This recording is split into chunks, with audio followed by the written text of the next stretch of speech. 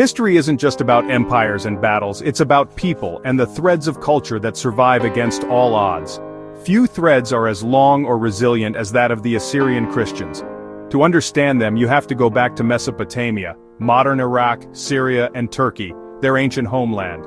Here, the mighty Assyrians built cities like Nineveh and Ashur, and spoke Aramaic, the language of Christ.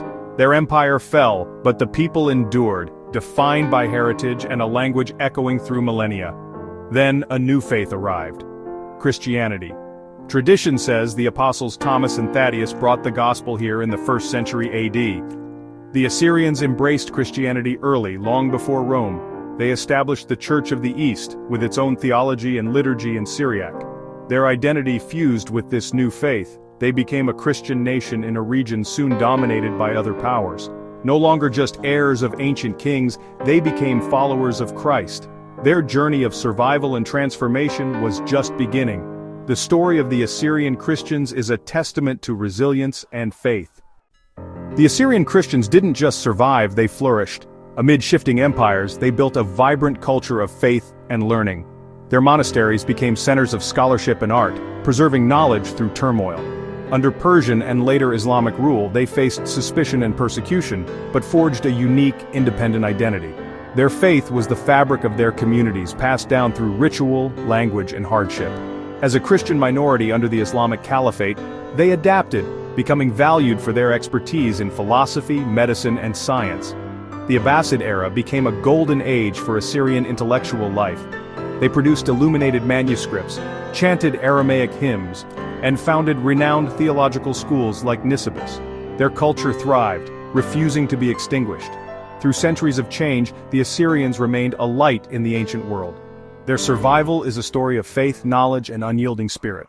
After Rome's fall, much of Greek knowledge faded in Europe, but it survived thanks to Assyrian Christian scholars. They became the bridge between ancient Greece and the Islamic world, preserving and translating crucial texts. In Baghdad's House of Wisdom, Assyrian Christians led the translation movement, rendering Greek works into Syriac and Arabic. Scholars like Hunayn ibn Ishaq didn't just translate, they expanded and enriched the knowledge. Their work fueled the Islamic Golden Age, advancing science, medicine, and philosophy. Centuries later, Europe's Renaissance rediscovered these works, often through Arabic translations originally made by Assyrian Christians. They were the invisible link in the chain of knowledge, saving the wisdom of the ancients. Without them, much of classical heritage might have been lost. Their legacy is the foundation of much of our modern world. The Assyrian Christians were true custodians of civilization. The Assyrian story is not just one of triumph, but also of suffering and loss. As a Christian minority, they faced catastrophe, Mongol invasions, Ottoman genocide, and modern persecution.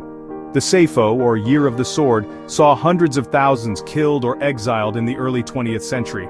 Survivors scattered, forming diasporas from Chicago to Sweden. Their connection to their homeland fractured. Recent conflicts in Iraq and Syria have brought new waves of violence and displacement. Ancient churches and monasteries have been destroyed, communities forced to flee again. Yet the Assyrians endure. Their language, faith, and traditions survive in scattered communities worldwide. They still worship in rites nearly 2,000 years old, speaking a version of Christ's language. Their story is a powerful reminder of both the fragility and strength of culture. To forget the Assyrians is to forget a cornerstone of our shared heritage. Their faith and survival matter now more than ever.